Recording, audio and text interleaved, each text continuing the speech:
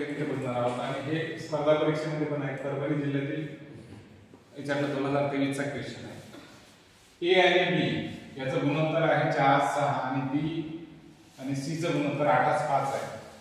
तर A B C यांचं गुणोत्तर काय आहे? गुणोत्तर म्हणजे कसं काढायचं असतं? समजा उदाहरणार्थ बघा, गुणोत्तर नेमका असतं कसं? हे 18 आहे, ओके, आणि हे 9 आहे. समजा ए चा 18 भाग आहे आणि बी चा 9 आहे. तर 9 1 9 9 2 18 याचा अर्थ होतो की एखादा घटक आहे तर एक हिस्सा बी चा आहे, दोन हिस्से ए चे आहेत, असा त्याचा अर्थ होतो. याला म्हणतात भागीदारी. किंवा तुम्ही असंही म्हणू शकता, उदाहरणार्थ घ्या की अमन नावाचा एक मुलगा आहे आणि प्रीतम नावाचा मुलगा आहे. याच्याकडे 30 आंबे आहेत आणि याच्याकडे समजा 20 आंबे आहेत, ठीक आहे.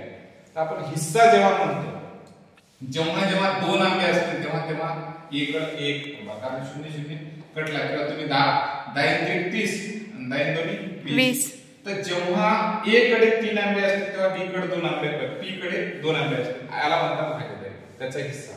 तर बघूया, आपल्याला त्यांनी विचारलं कोणाचा हिस्सा ए बी सी चा काय भागीदारी असेल, अशा पद्धतीचा.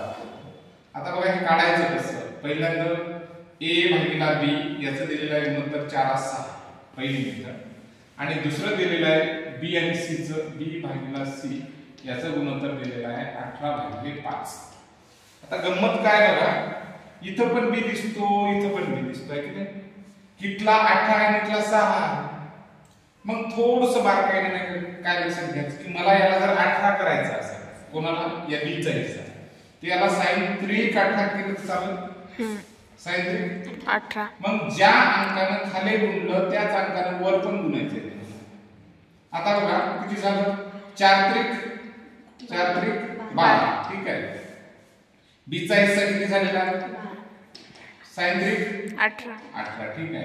पुन्हा इथे बी चा ऑलरेडी 18 आहे आणि सी चा काय आहे 5 आहे. आता आपण थोडी गंमत करूया. ए चा हिस्सा काय आहे? इथं बघा, ए चा हिस्सा काय दिला? ए चा हिस्सा इथे 12. बी चा हिस्सा किती आलेला आहे? 18. इथं पण 18 आहे, इथं पण 18 आहे, समान आलं, काही टेन्शन नाही. आणि सी चा हिस्सा किती आहे तुमच्या? 5. बघा, तुम्हाला थोडं लक्षात येत असेल तर काय करता येईल? इथं 12, 18 आणि 5 हे त्याचं उत्तर या पद्धतीने.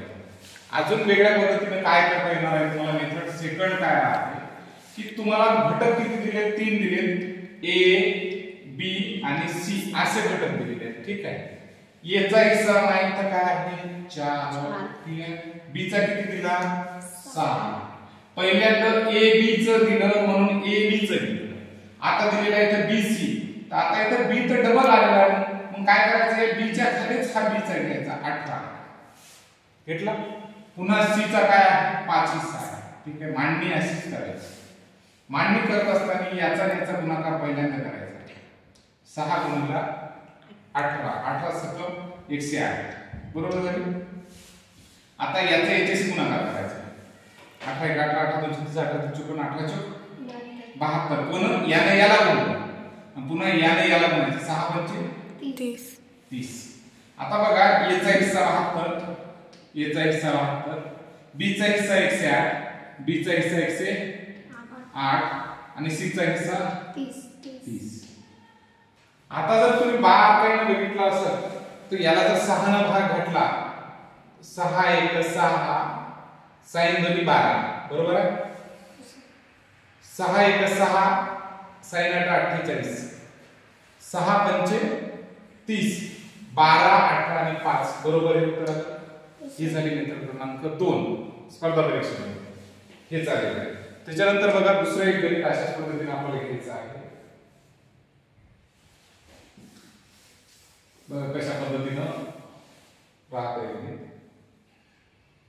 एवढं स्पेस फक्त बघा. प्रशांत हा प्रशांत, सुशांत, प्रवीण आणि संजय. हा प्रशांत पी आर घेऊया, ठीक आहे. हा कोण आहे? सुशांत एस घेऊया. पुन्हा कोण? प्रवीण. आणि नंतर काय घेऊया आपण? संजय.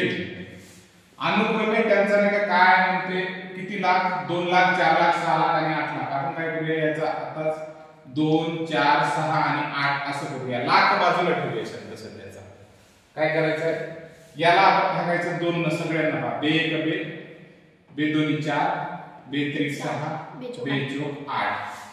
आता याला काय करायचं, x न गुणायचं. x 1x अधिक हे याचं 2x अधिक 3x अधिक 4x. एकूण झाले किती, 1 आणि 2 3, 3 आणि 3 6, 6 आणि 4 10x. हे झाले 19 टोटल एकूण. आणि आपल्याला कोणाचे विचारलं, संजयचे टक्के विचारले. संजय भाटे, संजयचा नाही का आपल्या याच्यात हे संजय शेवटचा बरोबर आहे, म्हणजे जे 8 च्या खालचा 4 घ्यायचा, 4 चा हिस्सा संजयचा. आणि एकूण त्याचा नाही का किती दिलेला आहे आपला 10x पैकी संजयचा किती 4x. आणि किती लाखासाठी विचारलेला एकूण 4 लाख. 4 लाख गुणिले करायचं, 4 लाख म्हणजे याच्यावर 5 शून्य आहे बरोबर आहे. आता काय झालेलं आहे तुमचं, 0 0 कटला. आणि आता नाही का तुमचं काय राहिलेलं आहे, 0 0 कटल्याच्या नंतर इथला 0 कटला, 4 चूक 16 आणि बाकीचे 4 शून्य राहिले. 1 2 3 4.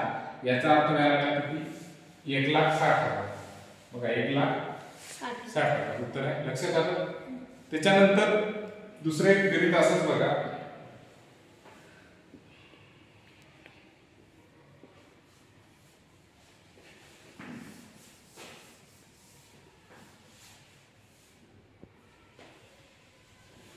या गणितामध्ये थोडंस लक्षात घ्या. जगदीश आहे कोण, J for Jagdish, R for Rajesh आणि टी फॉर पंकज असं केले आहे. ठीक आहे.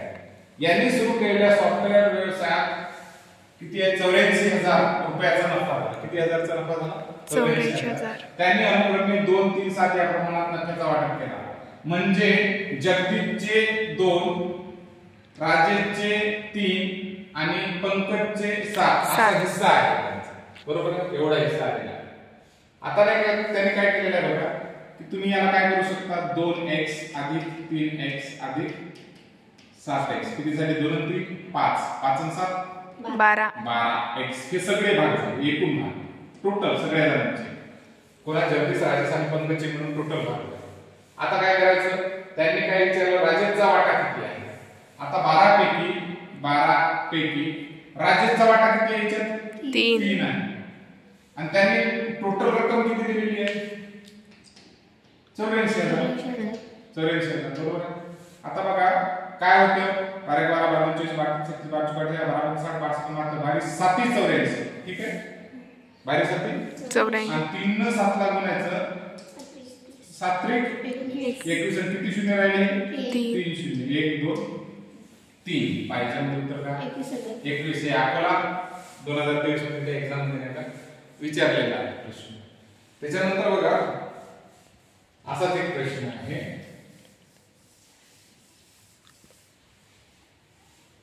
हे सोडवणार का तुम्ही, नाही तर बघा, मनोज आणि केदारने अनुक्रमे 5,000 आणि 8,000 हे भांडवल गुंतवून एक व्यवसाय सुरू केला. वर्षाअखेर त्याला 390 नफा झाला. तर त्यात मनोजचा फायदा किती झाला, अमरावतीला प्रश्न.